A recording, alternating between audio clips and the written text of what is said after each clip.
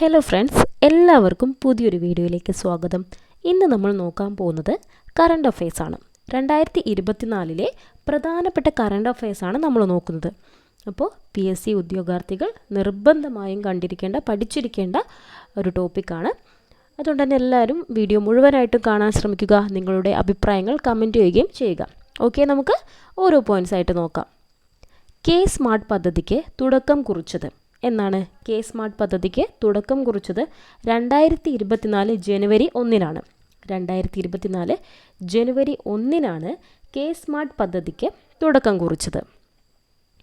പ്രഥമ PT Thomas പുരസ്കാരം ലഭിച്ചത് ആർക്കാണ്? മാധവ് ഗാഡ്ഗിലിനാണ് പ്രഥമ PT തോമസ് പുരസ്കാരം ലഭിച്ചിരിക്കുന്നത്. അടുത്തത്, ദരിദ്രരായ കുടുംബങ്ങൾക്ക് പ്രതിവർഷം 5 ലക്ഷം രൂപ ചികിത്സയ്ക്കായി കൊടുക്കുന്ന ആരോഗ്യ സംരക്ഷണ പദ്ധതി. ദരിദ്രരായ കുടുംബങ്ങൾക്ക് പ്രതിവർഷം 5 ലക്ഷം രൂപ ചികിത്സയ്ക്കായി കൊടുക്കുന്ന ആരോഗ്യ സംരക്ഷണ പദ്ധതിയാണ് കാരുണ്യ ആരോഗ്യ സുരക്ഷാ പദ്ധതി. കാരുണ്യ ആരോഗ്യ സുരക്ഷാ പദ്ധതി. രാജ്യാന്തര AI ഉച്ചകോടിക്ക് വേദിയാകുന്ന കേരളത്തിലെ നഗരം കൊച്ചിയാണ്. രാജ്യാന്തര AI ഉച്ചകോടിക്ക് വേദിയാകുന്ന കേരളത്തിലെ നഗരമാണ് കൊച്ചി. കേരള കർഷക തൊഴിലാളി യൂണിയൻ്റെ മുഖമാസികയായ കർഷക തൊഴിലാളി ഏർപ്പെടുത്തിയ പ്രഥമ കേരള പുരസ്കാര ജേതാവ് VS അച്യുതാനന്ദനാണ്. കേരള കർഷക തൊഴിലാളി യൂണിയൻ്റെ മുഖമാസികയായ കർഷക തൊഴിലാളി ഏർപ്പെടുത്തിയ പ്രഥമ കേരള പുരസ്കാര ജേതാവാണ് VS അച്യുതാനന്ദൻ. ഓർത്തു വെച്ചോളൂ, VS അച്യുതാനന്ദൻ. വിദേശകാര്യ മന്ത്രാലയത്തിൻ്റെ പുതിയ വക്താവായി ചുമതലയേറ്റത്. വിദേശകാര്യ മന്ത്രാലയത്തിൻ്റെ പുതിയ വക്താവായി ചുമതലയേറ്റത് രൺധീർ ജയ്സ്വാൾ. രൺധീർ ജയ്സ്വാൾ. 2024 ജനുവരിയിൽ സുപ്രീം കോടതിയുടെ നിയമസഹായ കമ്മിറ്റി ചെയർമാനായി നാമനിർദ്ദേശം ചെയ്യപ്പെട്ടത് BR ഗവായി. BR ഗവായി. 2024 ജനുവരിയിൽ സുപ്രീം കോടതിയുടെ നിയമസഹായ കമ്മിറ്റി ചെയർമാനായി നാമനിർദ്ദേശം ചെയ്യപ്പെട്ടത് BR ഗവായി. നാസയും ബഹിരാകാശ ഏജൻസിയായ ജാക്സയും 2024 തടികൊണ്ട് നിർമ്മിക്കുന്ന ഉപഗ്രഹമാണ് ലിഗ്നോസാറ്റ്. ലിഗ്നോസാറ്റ്. നാസയും ബഹിരാകാശ ഏജൻസിയായ ജാക്സയും ചേർന്ന് 2024 തടികൊണ്ട് നിർമ്മിക്കുന്ന ഉപഗ്രഹം ഏതാണ്? ലിഗ്നോസാറ്റ്.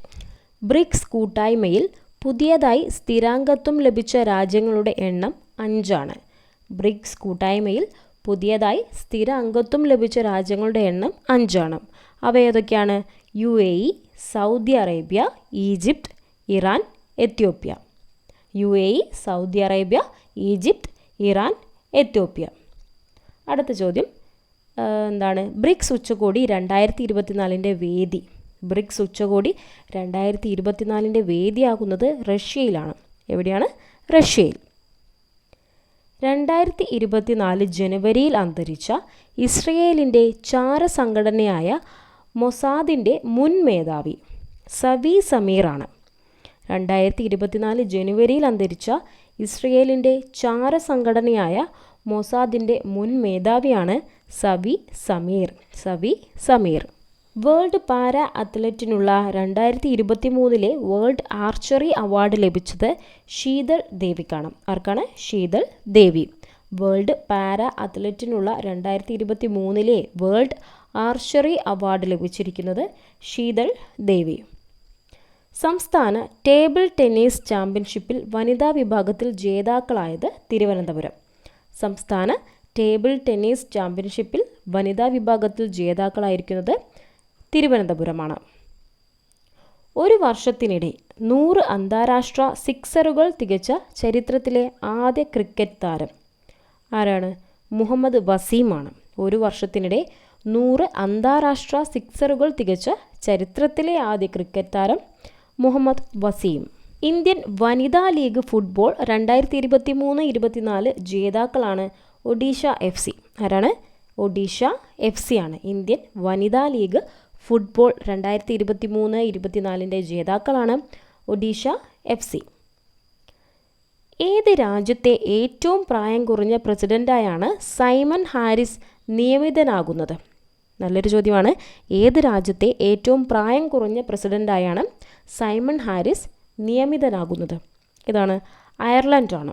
ഇത് രാജ്യമാണ് അയർലൻഡിലെ ഏറ്റവും പ്രായം കുറഞ്ഞ പ്രസിഡൻ്റായാണ് സൈമൺ ഹാരിസ് നിയമിതനാകുന്നത്.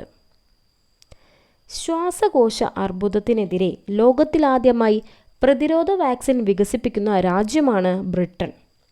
ശ്വാസകോശ അർബുദത്തിനെതിരെ ലോകത്തിലാദ്യമായി പ്രതിരോധ വാക്സിൻ വികസിപ്പിക്കുന്ന രാജ്യം ഏതാണ്? ബ്രിട്ടനാണ്. അടുത്ത് നോക്കൂ, 2025 കാലാവസ്ഥാ വ്യതിയാന ഉച്ചകോടിയുടെ വേദിയാകുന്നത് ബ്രസീൽ. 2025 കാലാവസ്ഥാ വ്യതിയാന ഉച്ചകോടിയുടെ വേദിയാകുന്നത് ബ്രസീലാണ്. ഇതാണ് ബ്രസീൽ. 2024 മാർച്ചിൽ 700 വർഷം പഴക്കമുള്ള വട്ടെഴുത്ത് ലിഖിതം കണ്ടെത്തിയ ജില്ല. 2024 മാർച്ചിൽ 700 വർഷം പഴക്കമുള്ള വട്ടെഴുത്ത് ലിഖിതം കണ്ടെത്തിയ ജില്ലയാണ് പാലക്കാട്. എവിടുന്നാണ്? പാലക്കാട്ടിലാണ് 2024 മാർച്ചിൽ 700 വർഷം പഴക്കമുള്ള വട്ടെഴുത്ത് ലിഖിതം കണ്ടെത്തിയത്. 2024 മാർച്ചിൽ ഡിസ്പോസിബിൾ ഇ സിഗരറ്റുകൾക്ക് നിരോധനം ഏർപ്പെടുത്തിയ രാജ്യം.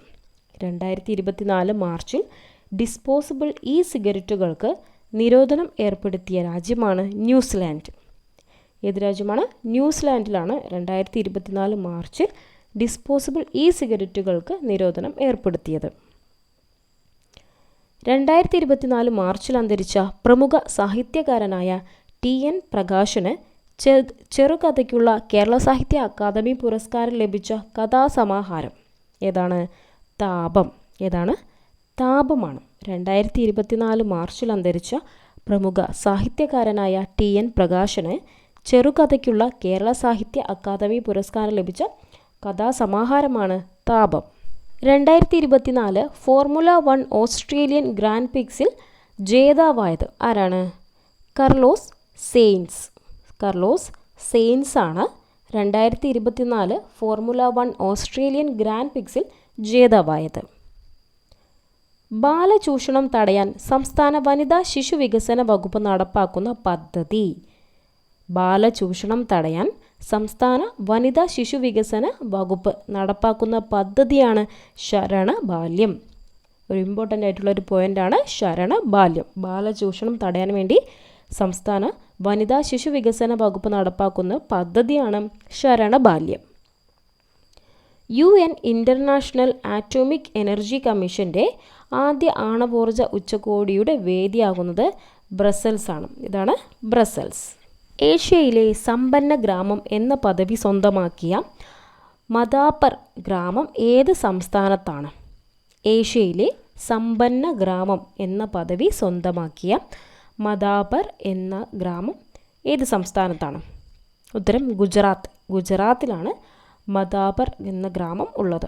അത് ഏഷ്യയിലെ സമ്പന്ന ഗ്രാമം എന്ന പദവി സ്വന്തമാക്കിയ ഗ്രാമമാണ്. മദാപർ ഗുജറാത്തിലാണ്. സോഷ്യലിസ്റ്റ് ജേതാവായ ജയപ്രകാശ് നാരായണൻ്റെ ജന്മവാർഷികത്തോടനുബന്ധിച്ച് പ്രതിമ സ്ഥാപിച്ച നഗരം.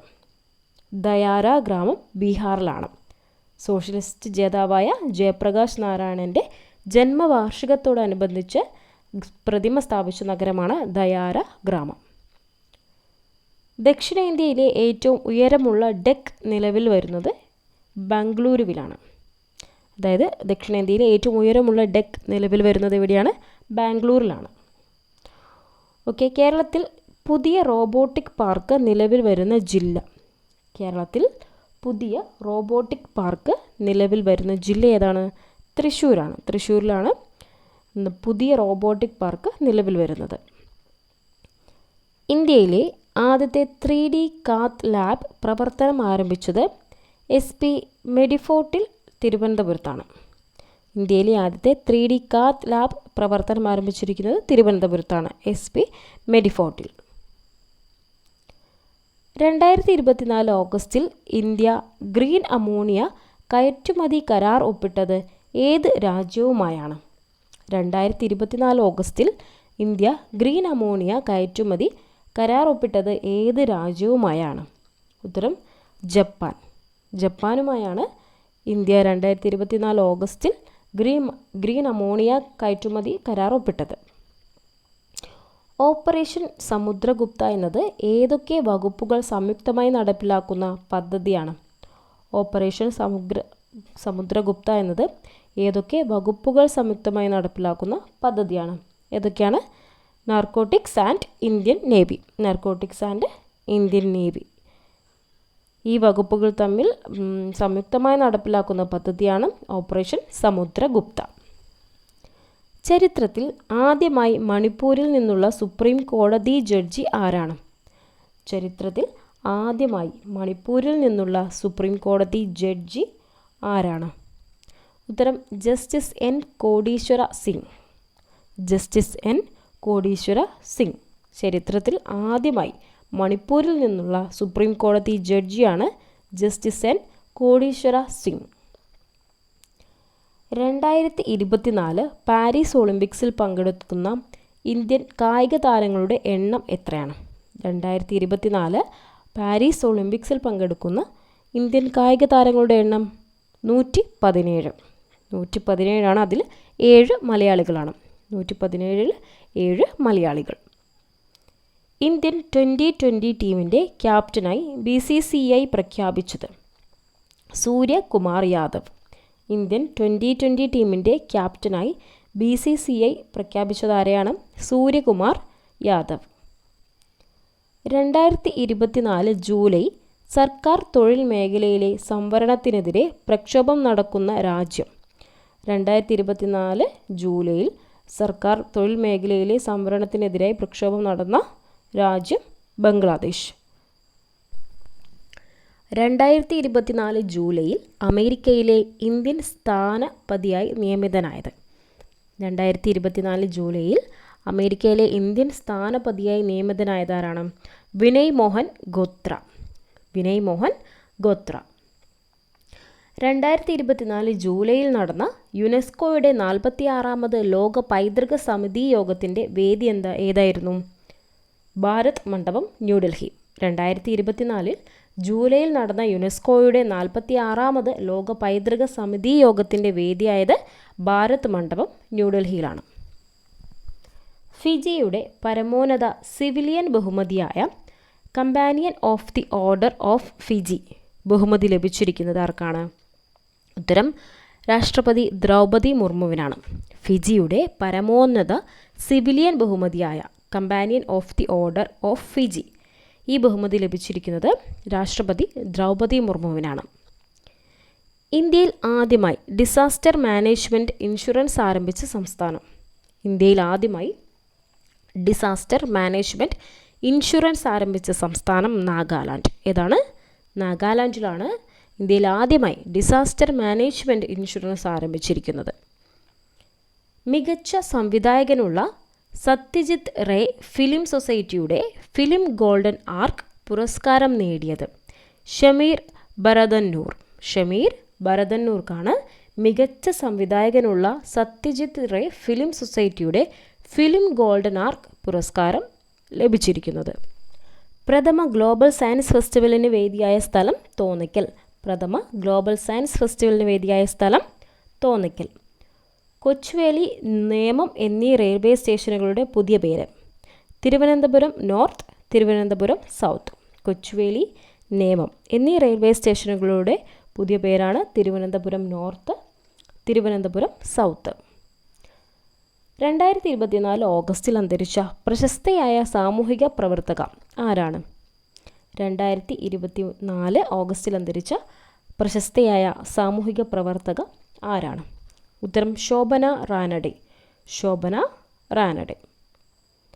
ആഭ്യന്തര കലാപം പൊട്ടിപ്പുറപ്പെട്ടതിനെ തുടർന്ന് ബംഗ്ലാദേശിൽ നിലവിൽ വന്ന ഇടക്കാല സർക്കാരിൻ്റെ പ്രധാനമന്ത്രിയായി ചുമതലയേറ്റത്?